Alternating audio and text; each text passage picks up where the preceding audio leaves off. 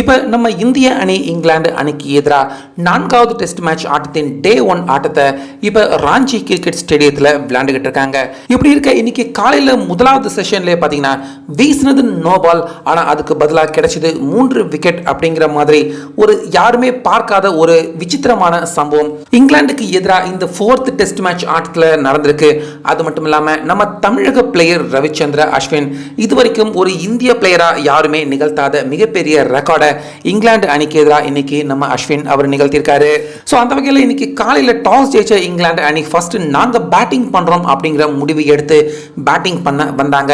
இப்படி இருக்க நம்ம இந்திய அணி பக்கம் ஆகாஷ்தீப் அப்படிங்கிற போலர் இன்னைக்கு டெபியூட் பிளேயரா நம்ம இந்திய அணிக்காக விளையாண்டு இருந்தாரு. ஆனால் அவர் போட்ட பால் பார்த்தீங்கன்னா அந்த பாலை ஃபேஸ் பண்ண இங்கிலாந்து ஓபனர் கிளீன் போல்ட் ஆகி முதலாவது ஸ்பெல்லையே நம்ப முடியாத விக்கெட்டை எடுத்திருந்தாரு. ஆனால் அந்த பால் நோ பால் ஆயிருந்ததால எடுத்த அந்த விக்கெட் ஆகாஷ் அவருக்கு கிடைக்காம போயிருந்தது. ஆனாலுமே மனம் தளராம பந்து வீசின ஆகாஷ் அதுக்கு அடுத்த சில ஓவர்களே பார்த்தீங்கன்னா 3 விக்கெட்டுகளை எடுத்து இங்கிலாந்து அணியின் டாப் ஆர்டர்களை அப்படியே கொலாப்ஸ் செஞ்சு நம்ம இந்திய அணிக்கு மிகப்பெரிய லீட், அதுவும் டெபியூட் மேட்ச் முதலாவது ஸ்பெல்லையே ஆகாஷ் தீப் அவர் எடுத்து கொடுத்திருந்தாரு. அந்த வகையில் ஆகாஷ் தீப் அவருடைய போலிங்கை பார்த்து இங்கிலாந்து பேட்ஸ்மேன்கள் எல்லாருமே இன்னைக்கு மிரண்டு போயிட்டாங்க அப்படின்னு தான் சொல்லணும். அதுக்கப்புறமா 1 hour கழிச்சு இன்னைக்கு பந்து போட வந்திருந்த நம்ம அஸ்வின் அவரும் ஒரு விக்கெட் எடுத்து இதுவரைக்கும் நம்ம இந்திய பிளேயர்கள் யாருமே நிகழ்த்தாத பெரிய ரெக்கார்டு இங்கிலாந்து அணிக்கு எதிராக நிகழ்த்திருக்காரு. அந்த வகையில் மிடில் ஆர்டரில் ஜானி பிராட்ஸ்ட்ரோ தொடர்ந்து பார்த்தீங்கன்னா இங்கிலாந்து அணியின் ஸ்கோரை ரொம்ப வேகமாக உயர்த்திக்கிட்டு இருந்தாரு. சிக்ஸர்களும் பவுண்டரிகளையும் அடிச்சு நம்ம இந்திய அணியின் போலர்களையே கொஞ்சம் நேரம் கதற விட்டுக்கிட்டு இருந்தாரு. ஸோ அந்த நேரத்தில் பந்து போட வந்த நம்ம அஸ்வின் ஜானி பிராட்ஸ்ட்ரோ அவரை LBW முறையில் அவருடைய விக்கெட்டை வீழ்த்தினாரு.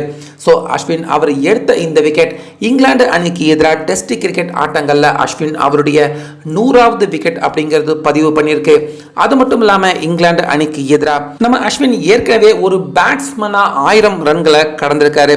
ஸோ அந்த வகையில் 100 விக்கெட் பிளஸ் 1000 ரன்கள் கடந்த பிளேயர்கள் இங்கிலாந்து அணிக்கு எதிராக மட்டும் அப்படின்னு எடுத்துக்கிட்டோம்னா இதுவரைக்கும் உலக அளவில் நம்ம அஸ்வினோட சேர்த்து 4 பிளேயர்கள் தான் இந்த ரெக்கார்டை இங்கிலாந்து அணிக்கு எதிராக நிகழ்த்திருக்காங்க. குறிப்பாக நம்ம இந்திய பிளேயர் யாருமே இந்த ரெக்கார்டை நிகழ்த்தல, நம்ம அஸ்வின் தான் அந்த லிஸ்ட்ல முதலாவது இந்தியனா இருக்கிறாரு.